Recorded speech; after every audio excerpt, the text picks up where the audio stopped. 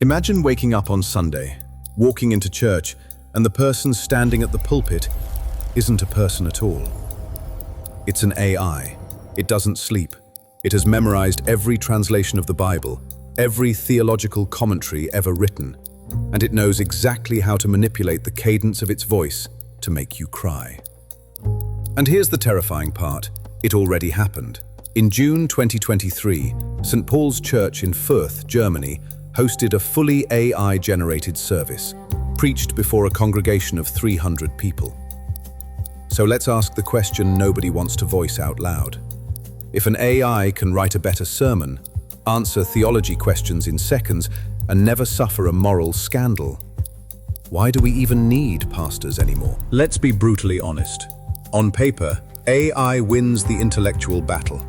Your average pastor has a few days a week to study, write, and pray over a message, while balancing meetings and funerals. AI can scan 3,000 years of church history, extract the perfect Greek and Hebrew root words, and structure a flawless 3-point sermon in exactly 4 seconds. If church is just an information delivery system, a holy TED Talk, then yes, the pastor is obsolete. The machine is smarter, faster, and it never gets tired. But that brings us to the glitch in the matrix. The algorithm can synthesize the theology of suffering, but it has never actually suffered. Think about the worst moment of your life.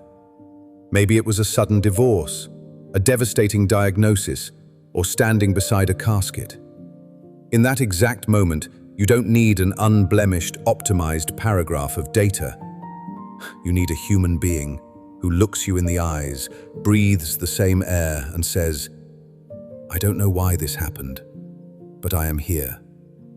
AI mimics empathy. It's just the next logical phrase in its data set.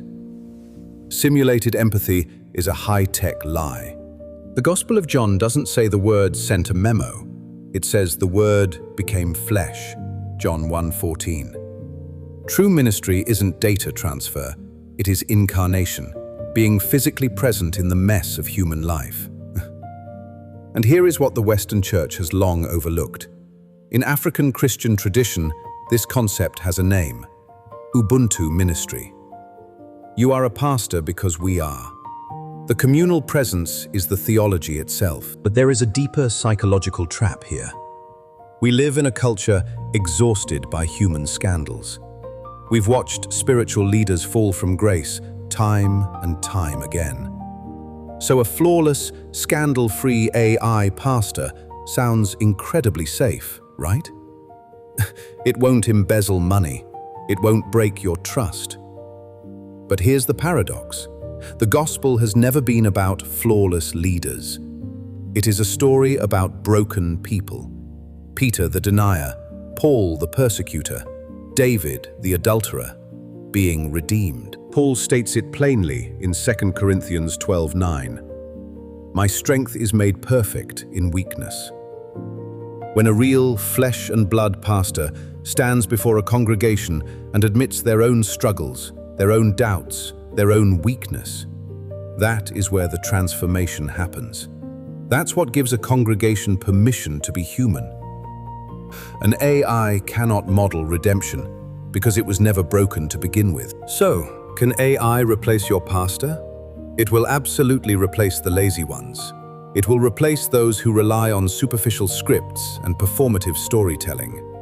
AI is going to force the church to strip away the entertainment-driven, consumer-style fluff. Because at the end of the day, AI can imitate the shepherd's voice, but it can never carry the shepherd's heart. The future of the church isn't about running from technology. It's about leaning into the one thing technology can never replicate: authentic, deeply flawed, beautifully messy human community. The next time you reach for a screen to find answers, remember, a machine can tell you how to live, but only a human can walk the road with you. If this made you think, hit subscribe. And drop a comment below.